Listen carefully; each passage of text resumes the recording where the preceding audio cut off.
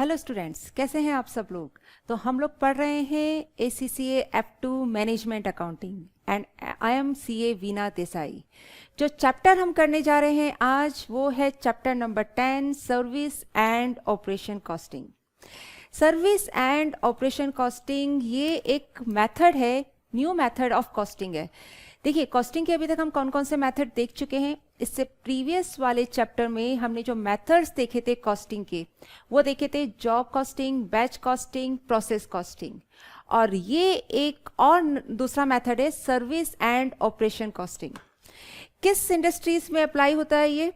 तो service and operation costing service sector की industries पर अप्लाई होता है। कौन सी इंडस्ट्रीज पर? सर्विस सेक्टर इंडस्ट्रीज पर। वह इंडस्ट्रीज जो सर्विसेज प्रोवाइड कराती है, ठीक है, वह सर्विसेज, वह सेक्टर इंडस्ट्रीज जो सर्विसेज प्रोवाइड कराती हैं, वह मेथड ऑफ कॉस्टिंग यूज करती है सर्विस एंड ऑपरेशन कॉस्टिंग। तो ये है इसका ओवरव्यू जो हम इस चैप्टर में पढ़ने वाले हैं। सबसे पहले हम नेचर पढ़ने वाले हैं सर्विस एंड ऑपरेशन कॉस्टिंग का। इसके बाद हम उसकी यूनिट्स देखने वाले हैं, unit cost, measure of service operation costing, और फिर सर्विस कॉस्ट एनालिसिस। तो ये सब हम इसमें चैप्टर में देखने वाले हैं। नाउ सबसे पहले तो सर्विस कॉस्टिंग यूज होती है उन फर्म्स पर जो सर्विसेज प्रोवाइड कराती हैं। अब सर्विसेज कौन कौन सी फर्म्स, कौन कौन सी इंडस्ट्रीज प्रोवाइड कराती हैं, जैसे एग्जाम्पल के तौर पर देखिए, passenger transport industry,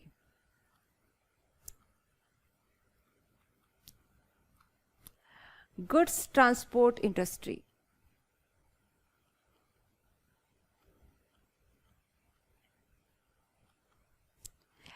education industry,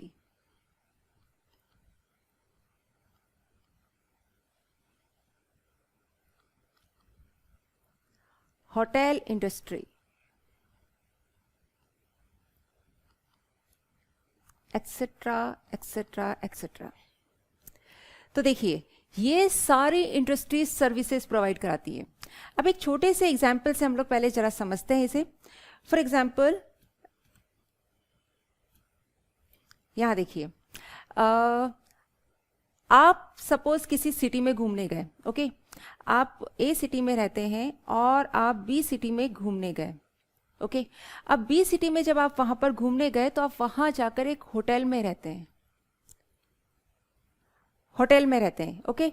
अब आप वहाँ होटल में रहते हैं। अगर आप B सिटी में जाते हैं और अगर आपको वहाँ की कोई चीज़ पसंद आती है, गुड्स पसंद आते हैं, फॉर एग्जांपल आपको वहाँ कोई ड्रेस पसंद आती है, तो आप क्या करते हैं? आप उस ड्रेस को परचेज कर लेते हैं। क्या करते हैं? आप उस ड्रेस को परचेज कर कर अपने साथ वापस लेकर आ सकते हैं। लेकिन अगर आप वहाँ B सिटी में गए और आप वहाँ होटल रहते हैं, आपको वो होटल अच्छा लगता है, तो आप वहाँ जाकर रहते हैं होटल में। आप वहाँ होटल में रूम में रहते हैं। अगर आपको होटल पसंद आता है, आप होटल को परचेज नहीं करते, लेकिन आप वहाँ रूम में रहते हैं। रूम में रहने का जो एक्सपीरियंस है, आप अपने साथ क्या लेकर आते हैं? उस रूम में रहने का एक्सपीरियंस लेकर आते हैं, ओके। तो ये होटल इंडस्ट्री क्या, होटल आपको क्या प्रोवाइड करा रहा है? सर्विसेज प्रोवाइड करा रहा है। कौन कौन सी सर्विसेज प्रोवाइड करा रहा है? एक तो आपको रहने के लिए रूम दे रहा है, ओके। जितने दिन के लिए आप वहाँ रुक रहे हैं, फॉर एग्जांपल आप 1 डे 2 डे आप वहाँ रुक रहे हैं, तो उसके लिए आपको वो रहने के लिए वो रूम प्रोवाइड कर रहा है।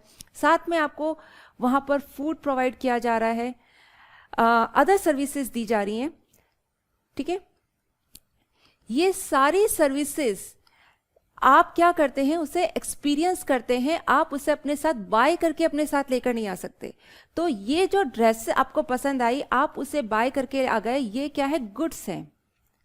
और आप वहाँ जब जाकर रहे हैं, आपने वो चीज़ें एक्सपीरियंस करी हैं, ओके। आप उसे बाय करके अपने साथ नहीं ला सकते, बट आप उसे वहाँ रहकर उसे एक्सपीरियंस कर सकते हैं। ये क्या कहलाती हैं? सर्विसेज कहलाती हैं। तो यह सेक्टर जो आपको सर्विसेज प्रोवाइड कराता है, वह सेक्टर किस तरह से अपने बुक्स में कॉस्टिंग करता है, वो हम आज इस चैप्टर में देखने वाले हैं, राइट। तो service costing is used when an organisation or department provides a service such as accountancy firm preparing the accounts of a company, कोई अकाउंटेंसी फर्म किसी कंपनी के अकाउंट्स बना रही है, या जैसे पैसेंजर ट्रांसपोर्ट, आप एक सिटी से दूसरी सिटी में जा रहे हैं, आप ट्रेन यूज़ कर रहे हैं, आप बस यूज़ कर रहे हैं, आप फ्लाइट से जा रहे हैं, तो ये क्या हो गया है आपका सर्विसेज हो गए। आपको एक सिटी से दूसरी सिटी में गुड्स ट्रांसपोर्ट करना है, ओके, तो ट्रांसपोर्ट कंपनी आपको क्या प्रोवाइड करा रही है, सर्विसेज प्रोवाइड कर रही है।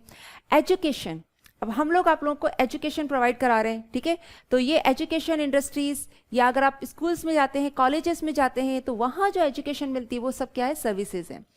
होटल में जाकर रहते हैं, हॉस्पिटल्स हैं, तो ये हॉस्पिटल्स भी आपको क्या प्रोवाइड करते हैं, सर्विसेज प्रोवाइड करते हैं, ठीक है। तो सर्विस कॉस्टिंग, ये जो सर्विस इंडस्ट्रीज होती हैं, ये अपने बुक्स में जो कॉस्टिंग ऑफ मेथड यूज करती हैं उसे हम क्या बोलते हैं, सर्विस कॉस्टिंग बोलते हैं। नाउ क्या क्या नेचर है सर्विसेज एंड ऑपरेशन कॉस्टिंग के, तो जो नेचर है, फर्स्ट नेचर तो ये हो गया, देखिए हमने क्या देखा, ये जो ड्रेस है गुड्स, ये manufacturing industry, goods manufacturing industry, okay, इन दोनों में क्या डिफरेंस है, goods manufacturing industry and service industry में क्या डिफरेंस है। तो सबसे पहले तो देखिए, आप अगर किसी दूसरी सिटी में गए, आप वहां से ड्रेस बाय कर रहे हैं, ये ड्रेस क्या है, टेंजिबल है,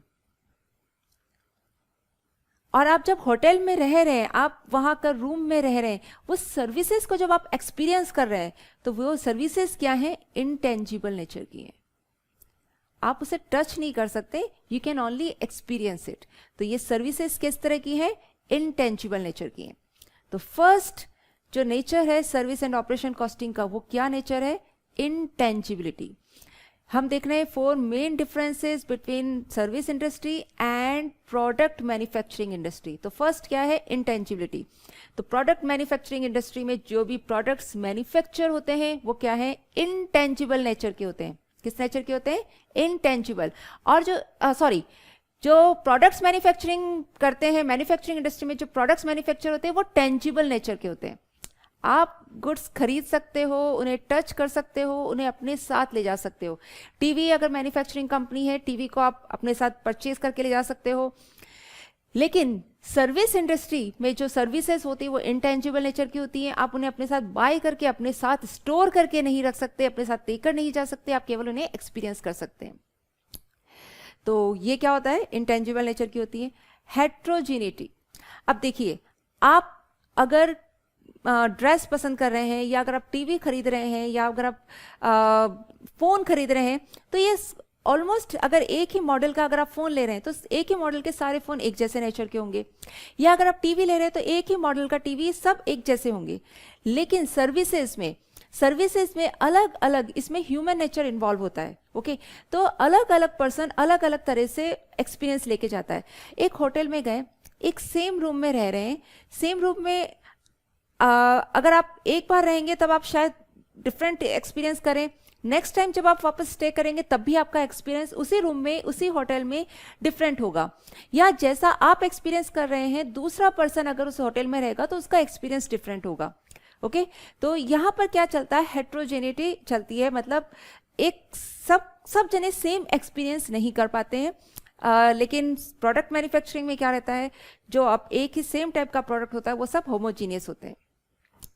सिमिल्टेनियस प्रोडक्शन एंड कंजप्शन, यस, आप सर्विसेज को स्टोर करके नहीं रख सकते। जैसे जैसे अगर आपको किसी होटल में रहना है, ओके, तो जब आप वो होटल रूम लेंगे, आपको वहां पर जाएंगे और उसी वक्त आप वहां रहेंगे और साथ में आप उसको कंज्यूम भी करेंगे। अगर आप गुड्स लेने जा रहे हैं, ड्रेस लेने जा रहे हैं, तो आज आपने ड्रेस लिए, ओके, ड्रेस लेने के बाद आप उसे बाद में भी कंज्यूम कर सकते हैं, मतलब बाद में भी आप ड्रेस वेयर कर सकते हैं। या अगर आपने टीवी लिया तो टीवी लेके आप आज आ गए, आप उसे आगे तक देख सकते हैं, ओके। लेकिन सर्विस इंडस्ट्री में जो सर्विसेज हैं, उन सर्विसेज को जब आप ले रहे हैं, जब सर्विसेज आप खरीद रहे हैं, परचेज कर रहे हैं, उसी वक्त आपको उसे कंज्यूम करना होता है। आप उसे स्टोर करके नहीं रख सकते, ना उसे एडवांस में इंस्पेक्ट कर सकते हैं। आप ये तो नहीं कह सकते ना कि भैया मुझे रूम में 4 दिन बाद रहना, आज मैं रूम में लेकर एक्सपीरियंस करके देख रहा हूँ या इंस्पेक्ट करके देख रहा हूँ कि किस तरह से इस रूम का एक्सपीरियंस मुझे मिलने वाला है। तो ये पॉसिबल नहीं है। या आपको यहाँ से दिल्ली जाना है, तो आपने कहा कि ना मुझे दिल्ली जाना है 3 दिन बाद, लेकिन आज मैं टिकट बाय कर रहा हूँ, आज मैं वहाँ जाकर देख रहा हूँ, एक्सपीरियंस करके देख रहा हूँ कि कैसा रहता है आपका सफ़र। तो ये चीज़ यहाँ पॉसिबल नहीं है, आप एडवांस में इंस्पेक्ट नहीं कर सकते, लेकिन गुड्स को आप खरीदने से पहले पूरी तरह से चेक कर सकते हैं कि वो रिक्वायर्ड क्वालिटी का है या नहीं है। तो यहाँ पर क्या रहता है आपका, सर्विसेज का क्या रहता है, that you acquire can not be inspected in advance of receiving it. Okay, perishability, services can not be stored, services store नहीं हो सकती। जब आप सर्विसेज ले रहे हैं उसी वक्त आपको उसे कंज्यूम करना होता है। ओके, आप उसे स्टोर करके फ्यूचर के लिए नहीं रख सकते, उसी वक्त आपको उसे एक्सपीरियंस करना होता है। So these are the characteristics या 4 main differences between service industry and product manufacturing industry. Okay, now अब जब सर्विस इंडस्ट्री इतनी डिफरेंट है प्रोडक्ट मैन्युफैक्चरिंग इंडस्ट्री से, तो अगर हम यहाँ एक डिफरेंट मेथड ऑफ कॉस्टिंग कर रहे हैं तो उसके पीछे एक रीज़न है। सबसे बड़ा जो रीज़न होता है वो होता है डिफरेंस का, वो होता है यूनिट्स का। देखिए, आज अगर मेरा पेन मैन्युफैक्चरिंग का काम है तो मेरी पेन मैन्युफैक्चरिंग का काम है, और अगर मुझे पेन की कॉस्ट निकालनी है, कॉस्ट पर पेन निकालनी, तो हम कैसे निकालते हैं, total cost upon total pen. जितने भी पेन मैन्युफैक्चर हुए तो कॉस्ट पर पेन निकल आ गई। इस कॉस्ट पर पेन में आप कुछ प्रॉफिट ऐड करते हैं एंड मार्केट में सेल कर देते हैं। Okay, same with service industry also. अब सर्विस इंडस्ट्री किस तरह से कॉस्टिंग करती है, अपनी यूनिट्स कैसे मेजर करती है, ये एक बहुत बड़ा इशू आता है सर्विस इंडस्ट्री के सामने। किस तरह से इशू आता है, चलिए एक छोटे से एग्जाम्पल से देखते हैं। फॉर एग्जाम्पल, यहाँ दिल्ली से मुंबई जाना है। ओके, दिल्ली से मुंबई जाना है। अब दिल्ली से मुंबई आप लोग जा रहे हैं ट्रेन से। नाउ ट्रेन से जा रहे हैं, बीच में कई सारे स्टेशन आते हैं, स्टेशन ए, स्टेशन बी, स्टेशन सी, बहुत सारे स्टेशन आते हैं। नाउ अब ये पॉइंट है, स्टार्टिंग पॉइंट इज दिल्ली। अब आप मुझे बताएंगे जब ट्रेन यहाँ से स्टार्ट हो रही है तो वह किस तरह से पैसेंजर से टिकट चार्ज करती है। वो टिकट किस तरह से चार्ज करती है, पर पैसेंजर चार्ज करती है या फिर पर किलोमीटर चार्ज किया जाता है। आप कहेंगे पर पैसेंजर चार्ज किया जाता है, ऑफ कोर्स पर पैसेंजर किया जाता है। एक पैसेंजर से आप जैसे अगर एक जो भी आपका रेंट है, सपोज वो $100 है। ओके, तो एक पैसेंजर है उससे आप $100 ले रहे हैं। अगर 2 पैसेंजर होंगे तो आप कितना लेंगे उससे, $100 इंटू 2, $200 लेंगे, राइट। लेकिन क्या, एक बात बताइए, क्या ये ए स्टेशन जाने पर भी सेम रेट चार्ज करेंगे, बी स्टेशन जाने पर भी सेम रेट चार्ज करेंगे, सी स्टेशन पर भी सेम, एंड अगर यहाँ से मुंबई जा रहे हैं तब भी क्या सेम रेट चार्ज होगी? नहीं। अगर ए स्टेशन चार्ज जा रहे हैं तो अगर ये $100 मुंबई का है तो ए स्टेशन पर इससे कम होगा, सपोज हो सकता है $20 ही चार्ज करें। बी स्टेशन का डिस्टेंस ज़्यादा है तो यहाँ पर हो सकता है वो $50 चार्ज करें, सी स्टेशन तक $80 चार्ज करें, एंड $100 वो मुंबई तक का चार्ज करें। ओके, तो ये जो डिफरेंस आ रहा है रेट पर, एक ही पैसेंजर से ए स्टेशन जा रहे हैं तो आप डिफरेंट चार्ज कर रहे हैं, बी स्टेशन जा रहे हैं तो डिफरेंट, सी स्टेशन का डिफरेंट, मुंबई तक का डिफरेंट चार्ज कर रहे हैं। तो ये आप किस बेसिस पर चार्ज कर रहे हैं, किलोमीटर की बेसिस पर। तो यहाँ देखिए, हम जो ये चार्ज कर रहे हैं, फेयर जो चार्ज किया जा रहा है, यहाँ पर 2 यूनिट्स यूज की जा रही हैं। फर्स्ट यूनिट इज पैसेंजर, पर passenger, and second is kilometre. Okay, एक पैसेंजर अगर ए सिटी तक जाता है तो आप उससे $20 चार्ज करते हैं। 2 पैसेंजर अगर यहां तक जा रहे हैं तो आप उससे क्या कर रहे हैं, डबल चार्ज कर रहे हैं। तो ये पर पैसेंजर वाइज हो गया। सिमिलरली, एक पैसेंजर ए स्टेशन तक जा रहा है तो आप $20, बी स्टेशन तक जा रहा है तो $50, फेयर बढ़ गया है। तो यहां पर आप कौन सा यूज कर रहे हैं, किलोमीटर वाला यूज कर रहे हैं। तो यहां पर हमारी 2 यूनिट्स यूज की जा रही हैं, कौन सी, पैसेंजर, किलोमीटर। तो जब हम ट्रेन में जो कॉस्टिंग करते हैं, ट्रेन में कॉस्टिंग करते हैं तो हमारी यूनिट्स यहाँ पर क्या होती है, एक सिंगल यूनिट नहीं होती, कंपोजिट यूनिट होती है। कौन सी जैसे ट्रेन कौन सी यूज करते हैं, पैसेंजर, किलोमीटर। ओके। सिमिलरली हम बात करते हैं ट्रांसपोर्ट, गुड्स ट्रांसपोर्ट इंडस्ट्री की। ओके, अब गुड्स ट्रांसपोर्ट इंडस्ट्री देखिए, दिल्ली से मुंबई एक ट्रक जा रहा है और वो गुड्स लोड करके दिल्ली से मुंबई ले जा रहा है, और रास्ते में ए स्टेशन, बी स्टेशन, 2 स्टेशन आ रहे हैं। तो किस तरह से वो चार्ज करेगा? अगर यहाँ पर अगर आप 1 टन देंगे तो वो अकॉर्डिंगली कम चार्ज करेगा। 1 की जगह 5 टन अगर अपना गुड्स लोड करेंगे तो वो ज़्यादा चार्ज करेगा। 5 टन की जगह अगर आप 10 टन चार्ज करेंगे तो वो और ज़्यादा फेयर बढ़ा देगा। तो यहाँ से यहाँ तक का फेयर किस पर डिपेंड कर रहा है? पहला तो टन वाइज। सेकंड, अगर आप दिल्ली से ए स्टेशन तक जा रहे हैं तो आपसे कम चार्ज करेगा, बी स्टेशन तक जा रहे हैं थोड़ा सा ज़्यादा, सी मुंबई तक जाएंगे पूरा तो वो और ज़्यादा चार्ज करेगा। तो यहाँ पर चार्ज करने का तरीका क्या हो गया? टन किलोमीटर या फिर टन माइल्स, डिस्टेंस आप जिसमें भी कैलकुलेट करते हैं। ओके, तो ये गुड्स ट्रांसपोर्ट इंडस्ट्री में भी आपकी 2 यूनिट्स हो गई, टन एंड माइल्स। सिमिलरली हम होटल की बात करते हैं। अब होटल में अगर आप एक रूम लेते हैं, ठीक है, 1 रूम, अगर आप 1 रूम लेते हैं तो आपका क्या रहेगा? रेंट 1 रूम का आएगा। अगर आप 2 रूम रहेंगे तो जो रेंट है वो क्या हो जाएगा? डबल हो जाएगा। सिमिलरली अगर आप 5 रूम्स लेंगे तो क्या होगा? आपका रूम 5 टाइम्स हायर हो जाएगा। वहीं ये तो 1 डे का हुआ। अगर आप ये 1 रूम 2 डेज के लिए लेंगे, 2 डेज के लिए लेंगे तो क्या होगा? ये जो आपकी रेंट है वो भी क्या हो जाएगा? डबल हो जाएगा। 1 रूम का अगर सपोज $100 है तो 2 डेज का कितना हो जाएगा? $200। ओके, तो यहां पर आपका होटल में जो आप रूम्स लेते हैं वो भी कैसे होती है? यहां पर भी 2 यूनिट्स यूज होती हैं। कौन कौन सी? Room days. हॉस्पिटल इंडस्ट्री में भी ऐसे ही होता है।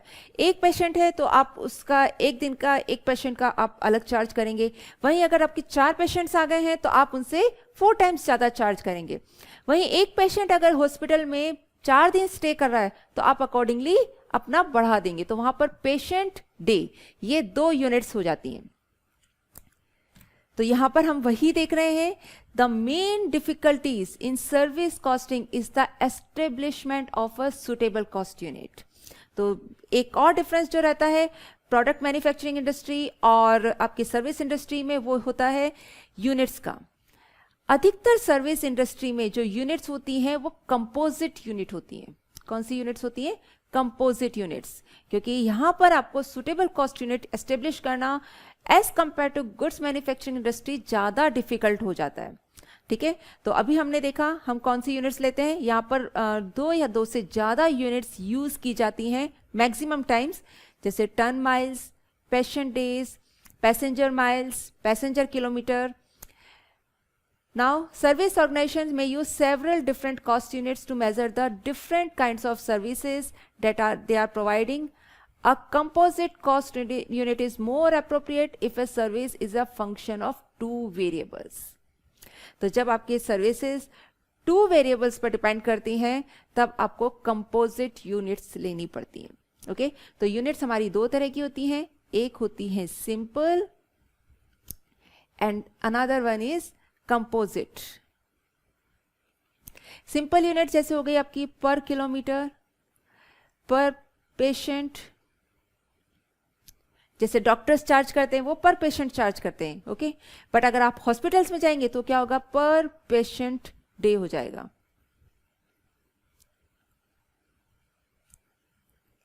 अगर आप टैक्सी में जा रहे हैं तो वो पर किलोमीटर चार्ज करेंगे, जैसे कैब यूज़ कर रहे हैं तो पर kilometre.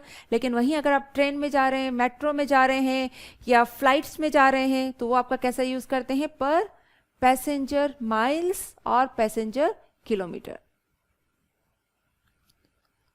Whatever units you are using. Okay, so 2 units होती हैं, 2 तरह की यूनिट्स होती हैं, सिंपल एंड कंपोजिट। सिंपल मतलब 1 सिंगल यूनिट्स यूज की जा रही है, एंड कंपोजिट यानी कॉम्बिनेशन ऑफ 2 और more units.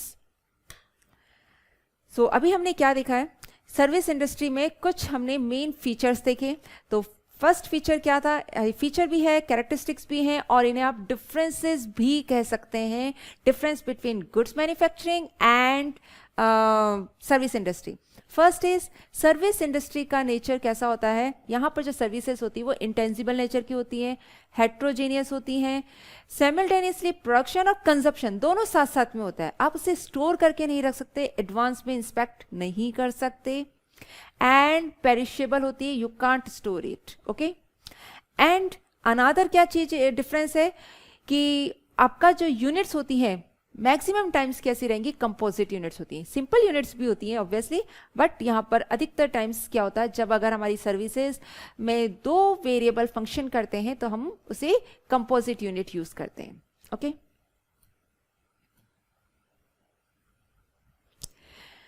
Now cost per service unit. Now यहां पर आपको जो कॉस्ट निकालनी होती है वो कैसे कॉस्ट निकाली जाती है, फॉर्मूला हमारा कॉस्ट पर यूनिट का वही रहता है, कॉस्ट पर यूनिट का सेम फॉर्मूला रहेगा, total cost upon total units. Formula हमारा सेम रहेगा, total cost upon total units. Total units में कौन सी यूनिट्स आ जाएंगी, अगर हमारी सिंपल यूनिट्स है तो सिंपल यूनिट्स, और कंपोजिट यूनिट्स हैं तो हम क्या यूज करेंगे, कंपोजिट यूनिट्स यूज करेंगे, ओके। कंपोजिट यूनिट्स किस तरह से कैलकुलेट की जाती है वो अभी हम आगे देखने वाले हैं। सबसे पहले हम बात करते हैं टोटल कॉस्ट की। नाउ टोटल कॉस्ट में वही आ जाती है जो भी कॉस्ट के जितने भी एलिमेंट्स हैं, जैसे direct material, direct labour, direct expenses, तीनों का आप ऐड करेंगे, और ओवरहेड्स एब्जॉर्ब्ड, जैसा आप पढ़कर आए हैं, जैसे अभी तक हमने सब जगहों में टोटल कॉस्ट कैलकुलेट की, बिल्कुल वैसे ही सारे के सारे कॉस्ट हम ऐड कर देते हैं। सबसे पहले हम प्राइम कॉस्ट लेते हैं, प्राइम कॉस्ट में जो हमारी डायरेक्ट कॉस्ट है, direct material, direct labour and direct expenses, और जो ओवरहेड्स हैं उनको हम यहाँ पर एब्सॉर्ब करते हैं, तो टोटल कॉस्ट आ जाती है, राइट। ये रहा। इन सर्विस कॉस्टिंग जो टोटल कॉस्ट होती है उनको हम एक और तरीके से क्लासिफाई कर सकते हैं, fixed, variable and semi variable. Fixed और वेरिएबल की कैलकुलेशन इजी होती है, लेकिन जो सेमी वेरिएबल होती है, सेमी वेरिएबल को हमें क्या करना होता है, डिवाइड करना होता है, डिफरेंशिएट करना होता है फिक्स्ड और वेरिएबल में, ओके। और फिक्स्ड और वेरिएबल में कैसे करते हैं वो आप लोगों को बहुत अच्छे से आता है, हम लोगों ने चैप्टर नंबर 4 में इसको पढ़ा था, high low method. High low method पढ़ा था, जिससे हमने क्या किया था, सेमी वेरिएबल कॉस्ट को सेग्रीगेट किया था फिक्स्ड एंड वेरिएबल में, ओके। तो बस वही करना है हमें यहाँ पर, और फिक्स्ड कॉस्ट और वेरिएबल कॉस्ट को अलग अलग कर फिर क्या करनी है, हमें टोटल कॉस्ट की कैलकुलेशन करनी है। तो in service costing, cost can be classified as being fixed, variable and semi variable. If costs are semi-variable, it is necessary to separate them into their fixed and variable using high-low method. Okay. Now, cost per service unit is calculated by establishing the total cost involved in providing the services and dividing this by number of service unit used in providing the service. This is the formula. Total cost for providing the service divided by number of service units used to provide the service. So, ये क्या आ जाएगा हमारा cost per service unit, right? चलिए, इसके अलावा हम लोग कुछ और कैरेक्टरिस्टिक्स देखते हैं। तो देखिए, अभी तक हम लोगों ने क्या क्या कैरेक्टरिस्टिक्स देखे सर्विस कॉस्टिंग के। फर्स्ट हमने देखा कि वो इंटेंजिबल नेचर के होते हैं, हेट्रोजीनियस होते हैं, साइमल्टेनियस प्रोडक्शन और कंजप्शन होता है, पेरिशेबल होते हैं। इसके अलावा एक कुछ और मेन फीचर्स होते हैं सर्विस कॉस्टिंग के। पहला होता है कि यहाँ पर आपके high amount of indirect expenses होते हैं, एंड डायरेक्ट वेजेस।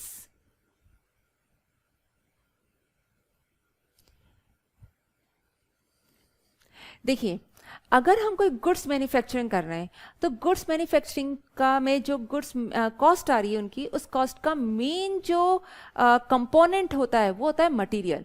क्योंकि देखिए आज मैं अगर पेन मैन्युफैक्चरिंग कर रही हूँ तो इस पेन में जो मेरा जो मटेरियल लगा है वो इसकी कॉस्ट में एक बहुत इंपॉर्टेंट रोल प्ले करता है। हाई जो कॉस्ट में जो हाई प्रोपोर्शन होता है वो मटेरियल का होगा। इसके अलावा सभी अगर हम गुड्स मैन्युफैक्चरिंग में देखें तो करीब करीब सभी गुड्स में जो कॉस्ट का हाई परसेंटेज होता है वो मटेरियल का होता है। लेकिन सर्विस इंडस्ट्री में इसका अपोजिट होता है। सर्विस इंडस्ट्री में अगर हम सर्विसेज प्रोवाइड करा रहे हैं तो देखिए इसमें मटेरियल तो बहुत ही कम है। मटेरियल सिर्फ हमें सर्विस प्रोवाइड कराने के लिए जो चाहिए वो मटेरियल की यूज में आता है, तो मटेरियल का प्रोपोर्शन बहुत कम होता है। यहाँ पर प्रोपोर्शन किसका ज़्यादा होता है? प्रोपोर्शन ज़्यादा होता है इनडायरेक्ट एक्सपेंसेस का, या फिर ह्यूमन इन्वॉल्वमेंट होता है डायरेक्ट वेजेस। अब देखिए जैसे अगर हम क्या कर रहे हैं, गुड्स ट्रांसपोर्ट इंडस्ट्री यूज कर रहे हैं, ओके, आप ट्रक लेकर जा रहे हैं, ठीक है। अब ट्रक क्या कर रहा है, यहाँ से सर्विसेज ले जाकर आपके यहाँ से गुड्स ट्रांसपोर्ट करके उसे दूसरी सिटी में अनलोड कर रहा है, ओके। अब यहाँ पर रॉ मटेरियल तो यूज में नहीं आ रहा है। क्या आ रहा है? एक तो आपने ट्रक लिया, ट्रक का depreciation, truck is the fixed assets, तो यहाँ पर उसका डेप्रीशिएशन चार्ज हो रहा है, ओके। इसके अलावा जो आपके ड्राइवर्स और जो उनको मैनेज करने की जो एक्सपेंसेस है वो कौन से एक्सपेंसेस है? या तो डायरेक्ट वेजेस है या फिर इनडायरेक्ट एक्सपेंसेस। तो सर्विस इंडस्ट्री का एक बहुत इंपॉर्टेंट फीचर होता है कि यहाँ पर मटेरियल कॉस्ट में मटेरियल का कंपोनेंट बहुत कम होता है। जो हाई अमाउंट ऑफ कंपोनेंट होता है, हाई अमाउंट ऑफ वॉल्यूम होता है कॉस्ट में, वो किसका होता है? इनडायरेक्ट एक्सपेंसेस का, डायरेक्ट वेजेस का, या फिर फिक्स्ड कॉस्ट का। अब हम होटल इंडस्ट्री की बात करते हैं, ओके। अब होटल इंडस्ट्री में देखिए जो होटल को एस्टेब्लिश करने में जो खर्चा आया है उसका जो डेप्रीशिएशन चार्ज हो रहा है कॉस्ट में सबसे ज़्यादा उसका अमाउंट होता है। इसके अलावा वहाँ जो मेंटेनेंस, होटल को जो मेंटेनेंस करते हैं वो मेंटेनेंस के चार्जेस, ये सारे इनडायरेक्ट एक्सपेंसेस का वॉल्यूम टोटल कॉस्ट में सबसे ज़्यादा होता है एज कंपेयर टू मटेरियल। तो ये एक बहुत इंपॉर्टेंट फीचर होता है किसका? सर्विस कॉस्टिंग का। चलिए एक आध क्वेश्चन लेते हैं हम इस पर। Which of the following would be considered a service industry? अब कौन सी इंडस्ट्री को आप सर्विस इंडस्ट्री कहेंगे?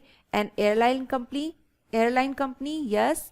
एयरलाइन कंपनी, आप जो फ्लाइट से जाते आते हैं, ये गुड्स मैन्युफैक्चरिंग नहीं है, ये कंपनी क्या है? आपको सर्विसेज प्रोवाइड कराती है, एक सिटी से दूसरे सिटी में आपको पैसेंजर ट्रांसपोर्ट की सर्विसेज प्रोवाइड कराती हैं। रेलवे कंपनी, ये भी आपकी सर्विस इंडस्ट्री में आती है। फर्म ऑफ अकाउंटेंट्स, ये भी आपकी सर्विस इंडस्ट्री में आती है। तो आंसर क्या रहेगा? All of them, okay. What is a service industry? It is an industry not involved in agriculture, mining, construction और manufacturing. जो इन सब में इन्वॉल्व नहीं है वो सब क्या कहलाएगी? सर्विस इंडस्ट्री कहलाएगी। ट्रांसपोर्ट इंडस्ट्री सर्विस इंडस्ट्रीज होती हैं। Now second, which two of the following are characteristics of service costing? तो हमें सर्विस कॉस्टिंग के कैरेक्टरिस्टिक्स देखने हैं। High level of indirect cost as a proportion of total cost, yes. अभी अभी हमने देखा कि जो टोटल कॉस्ट में हाई प्रोपोर्शन होता है वो किसका होता है? इनडायरेक्ट कॉस्ट का होता है। तो yes, this is the main characteristics of service costing. Use of equivalent units, no, equivalent units हम यहाँ यूज नहीं करते। इक्विवेलेंट यूनिट्स का कॉन्सेप्ट हमने प्रीवियस चैप्टर में देखा था, प्रोसेस कॉस्टिंग में देखा था। इक्विवेलेंट कब करते हैं? आपने देखा था कि कुछ गुड्स तो आपके फिनिश्ड हो गए हैं, फिनिश गुड्स बन गए, कुछ वर्क इन प्रोग्रेस हैं, मतलब पूरी यूनिट्स कंप्लीट नहीं हुई है, तो हम इनको क्या करते थे? कंप्लीटेड फिनिश गुड्स के इक्विवेलेंट लेकर आते थे, ओके। तो वो इक्विवेलेंट यूनिट्स थी। तो ये कहाँ होती है? गुड्स मैन्युफैक्चरिंग में होती है, सर्विस इंडस्ट्री में नहीं होती है। Use of composite cost unit, yes, this is the characteristics of service industry. यहाँ हम एक से ज्यादा यूनिट्स यूज करते हैं, जैसे कि पैसेंजर माइल्स, या फिर आपने टन माइल्स या टन किलोमीटर, या फिर आपने पेशेंट डे, रूम डेज। तो ये क्या हो गए? Characteristics of service industry. तो बी नहीं है, ए है, सी है। Long time scale from commencement to completion of the cost unit, नहीं, ये भी फीचर नहीं है। तो फीचर क्या हो गए? A and C, A and C, okay. Now, which of the following is not likely to be used in a hospital run by a charitable foundation? देखिए, charitable foundation, तो जब चैरिटेबल फाउंडेशन है, नाम से ही लग रहा है चैरिटेबल है, मतलब नॉन प्रॉफिट ऑर्गेनाइजेशन है, यानी कि प्रॉफिट कमाने के लिए नहीं है।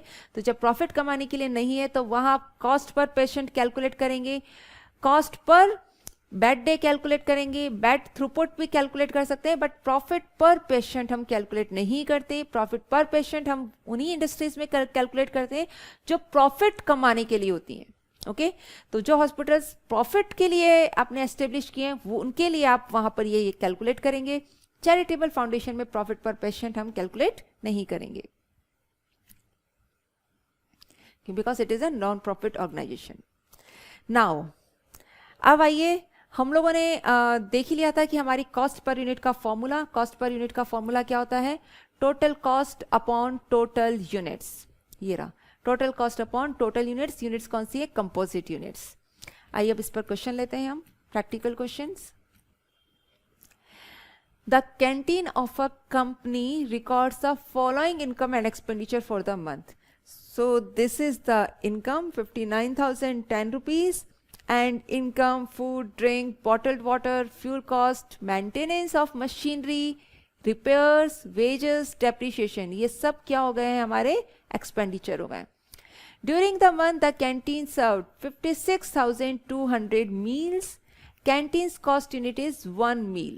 ओके तो यहां पर हमारी कैंटीन की जो कॉस्ट यूनिट है 1 मील, यानी कि कैसी यूनिट है, it is a simple unit, क्योंकि यहां पर देखिए यूनिट में एक ही यूनिट है, ओनली मील।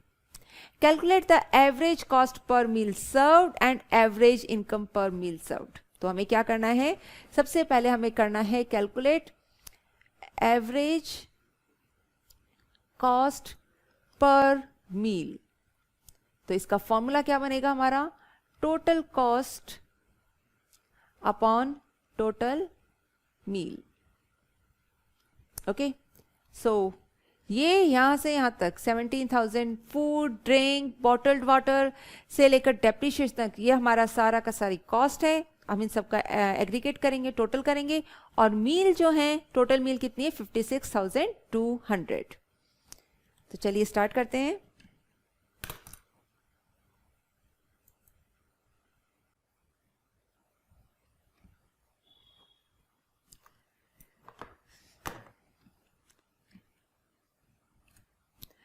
आइए कॉस्ट कैलकुलेट करते हैं। टोटल कॉस्ट में सबसे पहले फूड का 17,000 plus drink 6,000 plus bottled water 750 plus fuel cost, gas for cooking 800 plus maintenance for machinery 850 plus repairs 250 plus wages 15,500 plus depreciation 1,000। तो जो हमारा टोटल कॉस्ट आई है वो आई है 42,150। ये हो गया है 42,150 टोटल कॉस्ट, और टोटल मील कितनी है हमारे पास, देखिए 56,200। सो कॉस्ट पर मील कितना आ गया है, डिवाइड बाय 56,200, ये आ गया है 0.75 पर मील। एंड सेकंड में आपसे क्या कहा गया है, सेकंड में कहा गया है, यह अभी हमने कर लिया एवरेज कॉस्ट पर मील। सेकंड में हमसे कहा गया है एवरेज इनकम पर मील। तो आइए कैलकुलेट करते हैं average income per meal. Formula रहेगा total income upon total meal. So what is total income? Total income is 59,010 and total meal is 56,200. So answer will be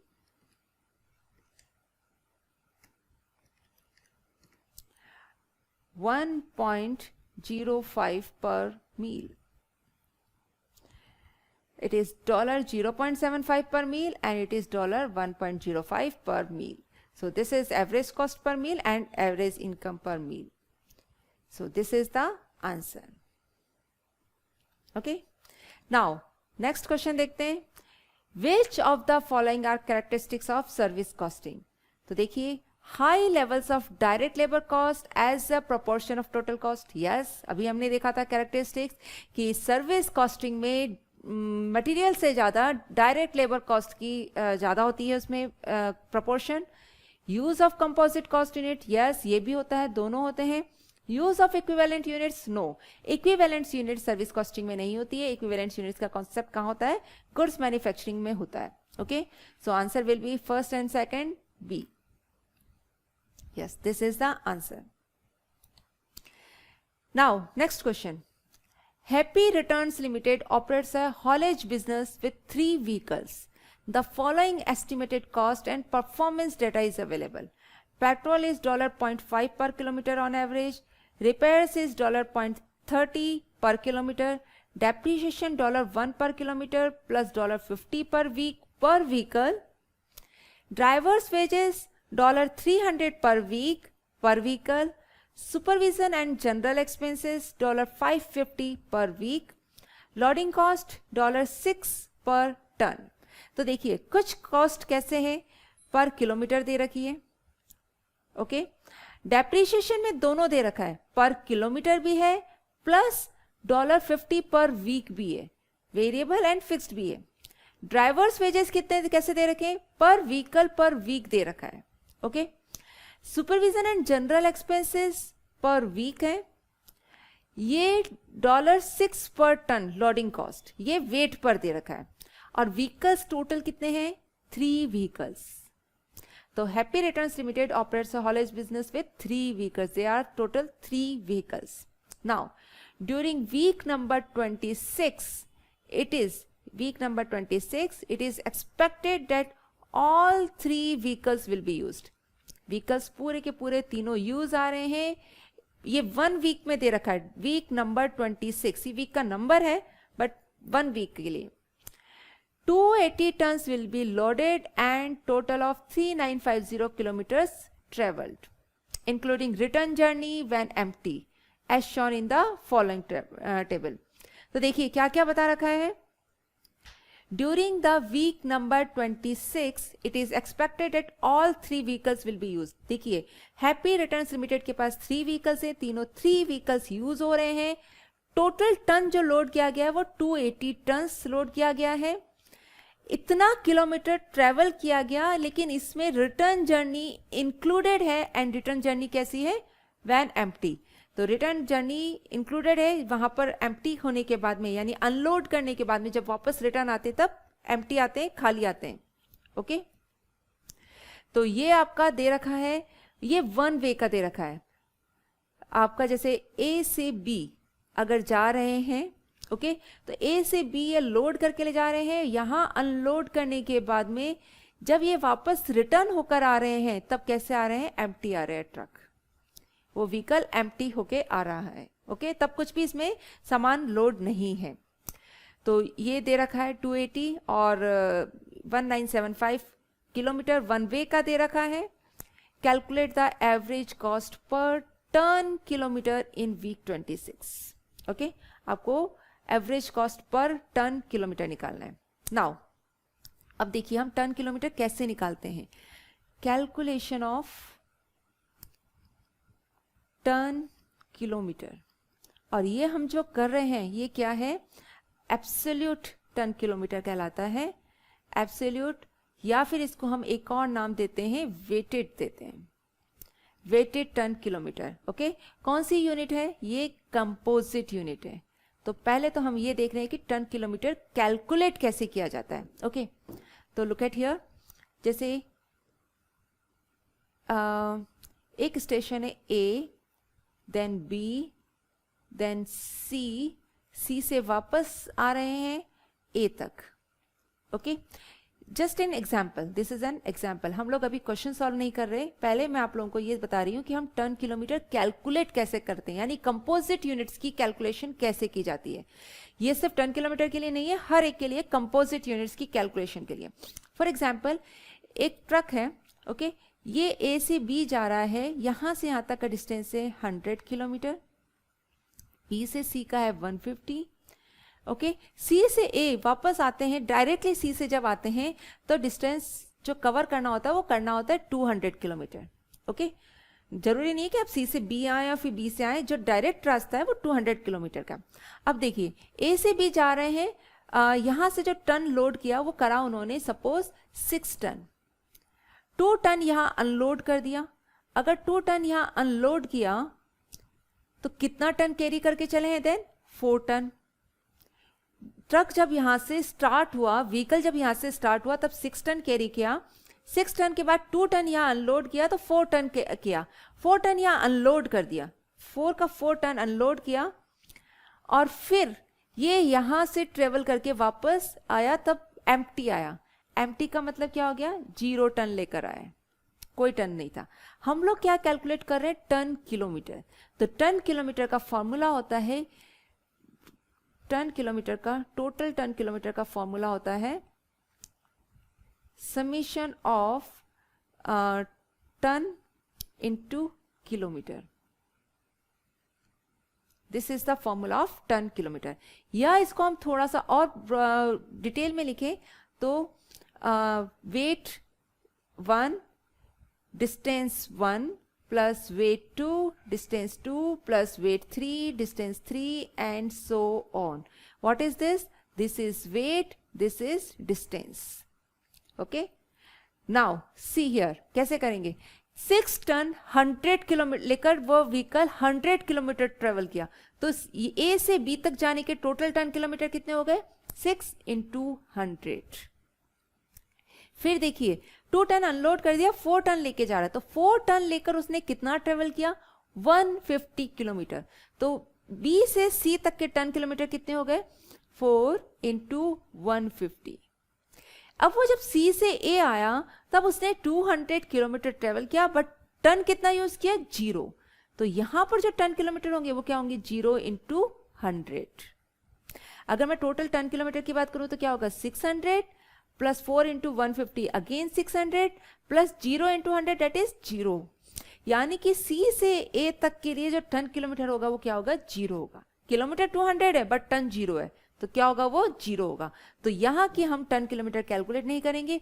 अगर हम ए से लेकर ये पूरे ट्रिप की टोटल टन किलोमीटर की बात करें तो वो क्या होगा? 1200 टन किलोमीटर। सो टन किलोमीटर की कैलकुलेशन कैसे करते हैं? आई होप अभी आप लोगों को क्लियर हो गया होगा। टन किलोमीटर, सिमिलरली हम पैसेंजर किलोमीटर, रूम डेज, सब कुछ हम इसी तरह से कैलकुलेट करते हैं। ये कैलकुलेशन ऑफ कंपोजिट यूनिट है। ओके, फॉर्मूला क्या रहेगा? अगर हम टन किलोमीटर करें तो यहाँ वेट और डिस्टेंस होता है। ओके, पैसेंजर किलोमीटर करेंगे तो हमारा फॉर्मूला क्या बन जाएगा? पैसेंजर इंटू किलोमीटर, या पैसेंजर माइल्स कर रहे हैं तो passenger into miles. Room days, patient days में भी सेम हमारा तरीका रहेगा। ओके, तो ये तो था एक एग्जाम्पल से मैंने आपको टन किलोमीटर की कैलकुलेशन बताई है। चलिए अब हम इसे अपने क्वेश्चन में अप्लाई करते हैं। ओके, नाउ आइए क्वेश्चन में, यहां हमें टन किलोमीटर देखना है। ठीक है, तो 34 फर्स्ट जर्नी में 34 टन लेकर 180 किलोमीटर कैरी किया है, तो यहां पर हमारा टन किलोमीटर कितना हो जाएगा? मैं अगर यही हमारी वर्किंग स्टार्ट करती हूं तो यहां टन किलोमीटर कितना हो जाएगा? 34 × 180 कितना हो जाएगा? It is 6120 ton kilometre. Second journey में 28 टन लेकर 265 कैरी किया है, किलोमीटर ट्रेवल किया है। 21 टन कैरी करके 265 किलोमीटर ट्रेवल किया है। 265 × 28 how much ton kilometre? It is 7420 ton kilometre. Third journey में 40 टन लेकर 390 किलोमीटर ट्रेवल किया है। 40 टन लेकर 390 किलोमीटर ट्रेवल किया है, यानी कि 15,600 ton kilometre. Okay, fourth journey में देखिए 32 टन लेकर 115 किलोमीटर ट्रेवल किया है। How much ton kilometre? 3680 ton kilometre. Fifth journey में 26 × 220 5720 ton kilometre. Okay, and sixth journey में 40 × 480 19,200 टन किलोमीटर।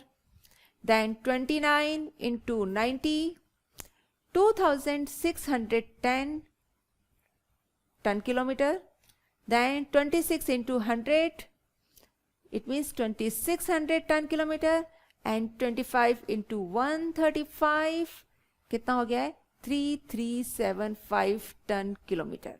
ओके, तो ये टोटल 1975. अब देखिए जरा इधर, इन्होंने टोटल कितना ट्रेवल किया है 3950 किलोमीटर टोटल ट्रेवल है.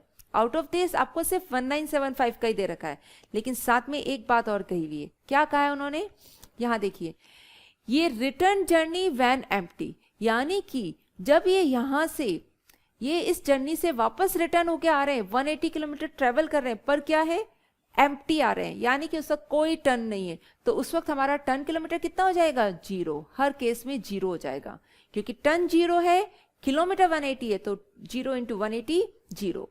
सिमिलरली हर रिटर्न जर्नी में एम्प्टी ट्रक वापस आ रहा है, एम्प्टी व्हीकल वापस आ रहा है, तो हमारा जो टन किलोमीटर रहेगा वो क्या रहेगा, जीरो. तो सिर्फ हम वही टन किलोमीटर ऐड करेंगे जहां पर कुछ टन कैरी करके उन्होंने ट्रेवल किया है. ओके, तो यही होता है एब्सोल्यूट टन किलोमीटर या फिर कंपोजिट यूनिट कैलकुलेट करने का फॉर्मूला. चलिए देखते हैं टोटल टन किलोमीटर कितने हुए हैं.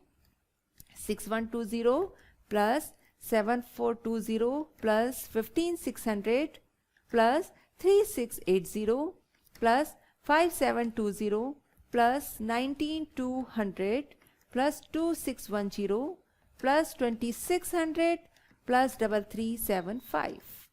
तो टोटल टन किलोमीटर हो गए हैं 66,325 टन किलोमीटर.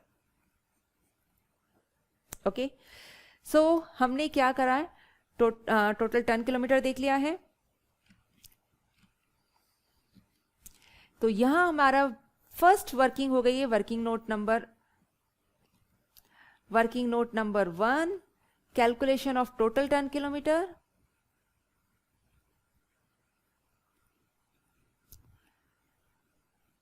और इसे हमने यही वर्किंग कर ली है, this is working note number 1, और टोटल टन किलोमीटर आ गए 66,325.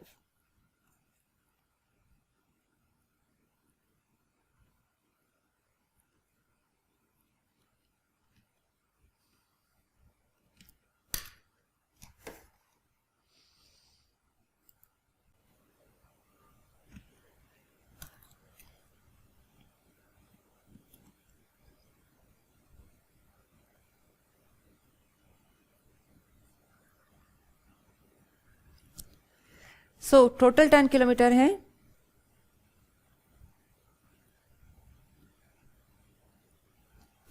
66,325 टन किलोमीटर.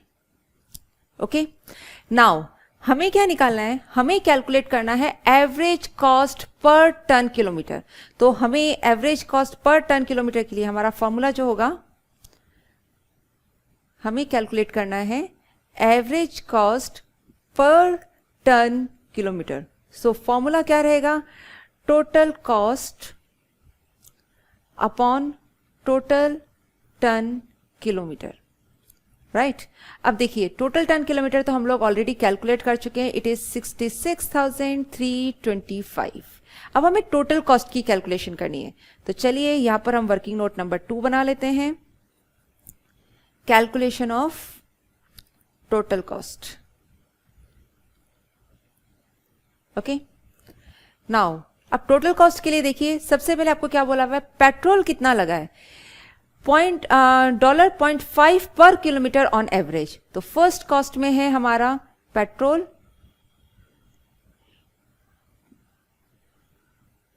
यहां हम डॉलर में लेते हैं. तो पेट्रोल का जो एक्सपेंडिचर है वो कैसे दे रखा है, किलोमीटर पर दे रखा है, $0.50 पर किलोमीटर. और टोटल जो ट्रेवल हुआ है वो ट्रेवल हुआ है 3950 किलोमीटर. ओके, सो कितनी हो जाएगी पेट्रोल की कॉस्ट, $0.5 इंटू 3950 किलोमीटर है ये. तो कितनी कॉस्ट हो जाएगी, 3950 इंटू 0.5, इट इज $1975। सो ये पेट्रोल का एक्सपेंडिचर हो गया। पेट्रोल के बाद रिपेयर्स, रिपेयर्स में दे रखा है 0.30 पर किलोमीटर, ये भी किलोमीटर पर है, किलोमीटर अगेन 3950 है। ये हमारा खर्चा था रिपेयर्स का। रिपेयर्स ये है $0.30 इंटू 3950 किलोमीटर। तो यहां हमारा जो एक्सपेंडिचर आएगा वो है 0.30 इंटू 3950, यानी कि $1185, राइट। देन डेप्रीशिएशन, डेप्रीशिएशन में देखिए एक तो लग रहा है पर किलोमीटर पर भी और दूसरा लग रहा है पर वीक पर व्हीकल। तो सबसे पहले हम पर किलोमीटर में लेते हैं डेप्रीशिएशन। ये है $1 पर किलोमीटर डेप्रीशिएशन, $1 पर किलोमीटर। तो डेप्रीशिएशन का एक तो खर्चा हो जाएगा 3950 का, प्लस कितना दे रखा है $50 पर वीक। देखिए एक ही वीक का पूरा दे रखा है, तो $50 पर वीक पर व्हीकल लग रहा है। ओके, तो यहां पर क्या हो जाएगा $50। टोटल व्हीकल्स कितने हैं? 3 व्हीकल्स हैं, तो टोटल व्हीकल्स का हमारा खर्चा कितना आ जाएगा 50 इंटू 3 डेट इज $150। ये डेप्रीशिएशन का एक्सपेंडिचर हो गया है। डेप्रीशिएशन के बाद डायरेक्ट वेजेस। अब डायरेक्ट वेजेस देखिए $3 ड्राइवर्स वेजेस $300 पर वीक पर व्हीकल। तो एक ही वीक का है लेकिन व्हीकल्स हमारे पास कितने हैं? 3 व्हीकल्स हैं। तो drivers wages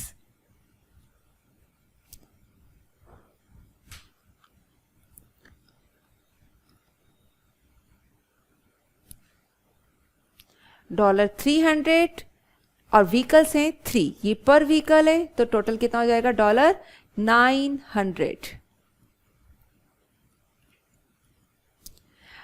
then supervision and general charges, ये $550 पर वीक है, ना व्हीकल वाइज है ना किलोमीटर वाइज है, तो हम डायरेक्टली लिख देते हैं क्योंकि वीक नंबर 26 में कितने लगे $550।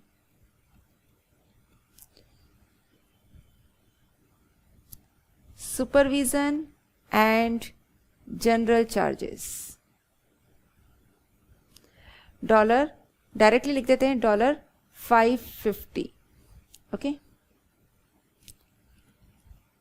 Then loading cost $6 per ton और टोटल टन है 280, तो कितना हो जाएगा 280 इंटू 6।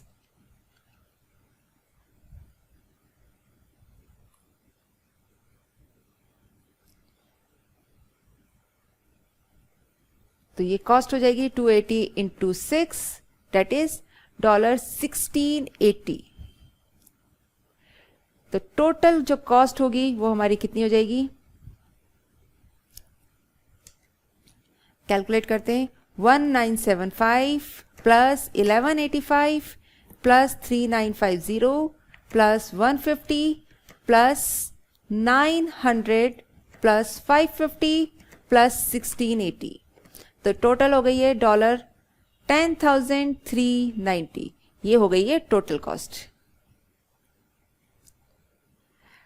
चलिए टोटल कॉस्ट आ गई है $10,390। अब हम अपने फॉर्मूले में लिख देते हैं 10,390, ये टोटल कॉस्ट हो गई। टोटल टन किलोमीटर भी आ गए हैं और हमें क्या निकालना है, कॉस्ट पर टन किलोमीटर निकालना है।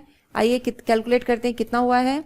तो कॉस्ट पर टन किलोमीटर हो गया है $0.1566 per ton kilometre.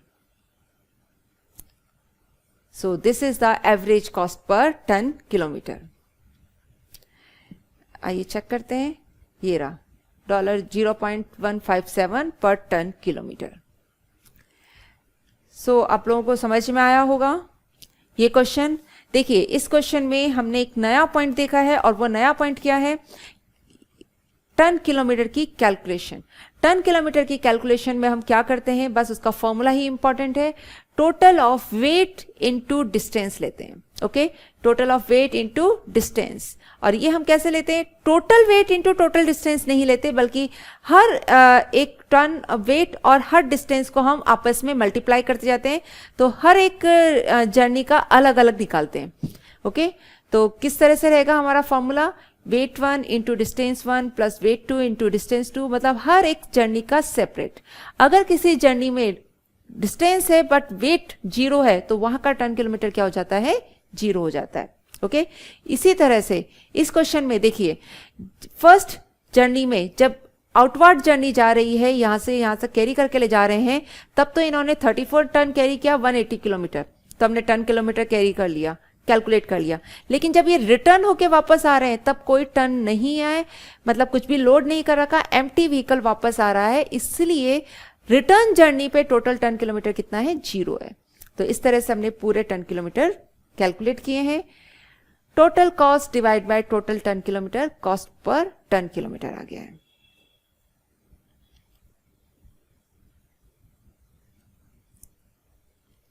So this is the calculation and answer. Okay, यहां देखिए, cost average over the outward journey is not the return as these are necessary but carry no tons. सो ये question हो गया है हमारा। आइए नेक्स्ट क्वेश्चन देखते हैं।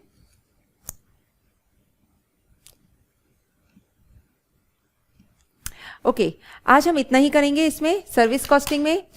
क्या क्या क्या है आज हमने देखा है इस लेक्चर में कि सर्विस कॉस्टिंग का नेचर क्या होता है, उसकी डेफिनेशन क्या होती है, उसके कैरेक्टरिस्टिक्स क्या होते हैं, फिर कॉस्ट पर यूनिट कैलकुलेट करने का तरीका देखा, और साथ ही हमने देखा यूनिट्स सर्विस कॉस्टिंग में किस तरह से कैलकुलेट की जाती है। द मेन फीचर था सर्विस कॉस्टिंग में जो यूनिट्स होती हैं, उसकी मेन फीचर था कि यहाँ पर जो हम यूनिट्स यूज करते हैं वो कंपोजिट नेचर की होती है, कंपोजिट यूनिट होती है। कंपोजिट मतलब यहाँ पर एक से ज्यादा यूनिट्स का कॉम्बिनेशन होता है। जब एक से ज्यादा वेरिएबल फंक्शन करते हैं किसी भी सर्विस इंडस्ट्री में, तब हम एक से ज्यादा यूनिट्स को लेकर यूनिट्स की कैलकुलेशन करते हैं और उसे हम कंपोजिट यूनिट बोलते हैं। ओके, और आज हमने इस पर क्वेश्चन भी लिया है, तो आज हम इतना ही करेंगे। Thank you.